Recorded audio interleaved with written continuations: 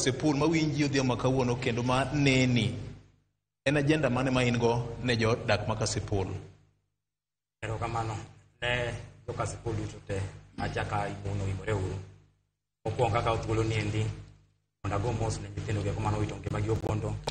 En tim marach, en tim wakwedo ni onge gombo mar jasiasa moro mondo gichwero rembo wadu kata nego nyathi ng'ato. Jothuru wan kaka seromo kodu kata osiepe ma pok aromo ung'e agenda maga gin agenda mong'ith kendo agenda mamit kapoth, agenda masuore kodeyo.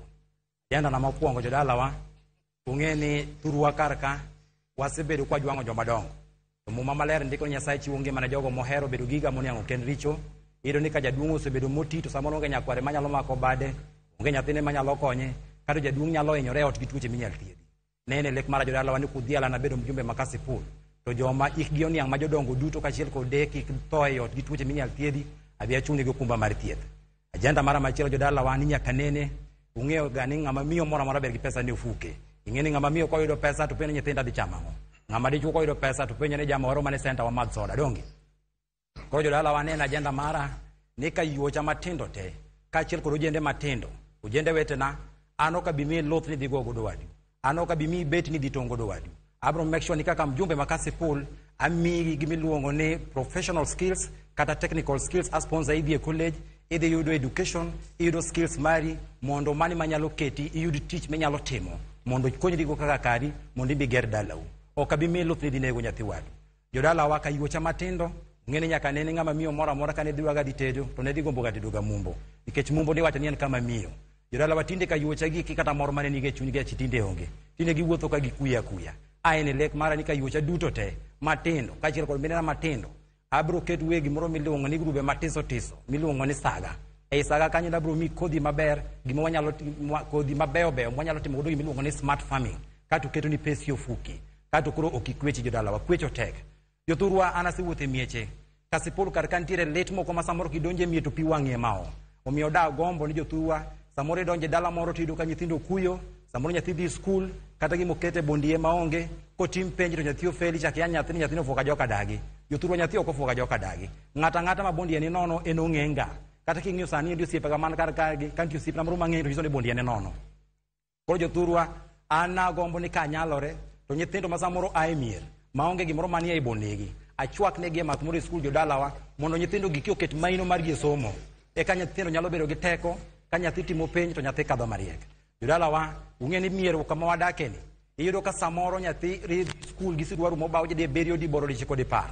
Kato jowete ne nyiere no yundi ogede siandane.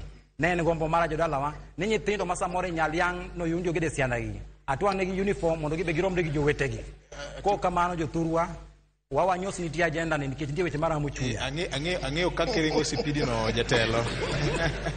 Kata kamane ma en twak magala moro wan gi nyithinde kindo ma bende pod bed gi jonyuol gi winjo twak. Koro nitie weche moko nagombo ni kik wamul matut.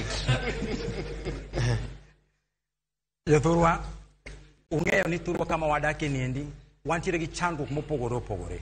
An den gombo mara ni kwa benu nyalo dhiala jothurwa tarik 27 dwe mar 11 higa ma Yesu Kristo miwa ma 2025 nuwona tik na bedo mjumbe.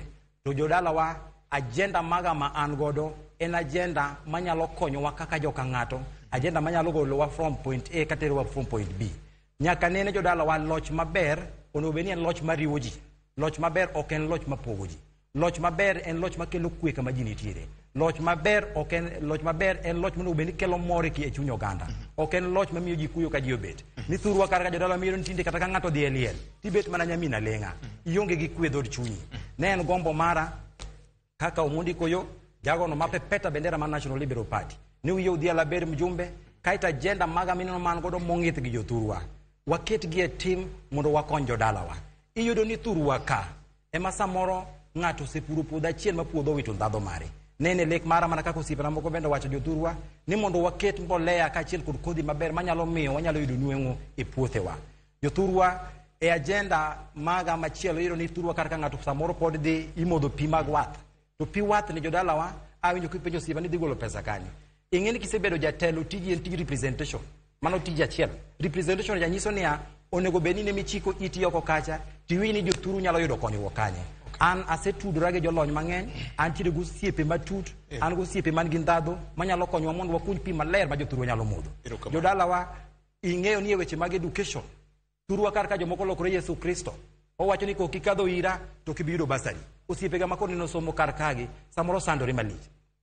Ng'ato nyisi ni nyaka ikadh ira ekine mjumbe.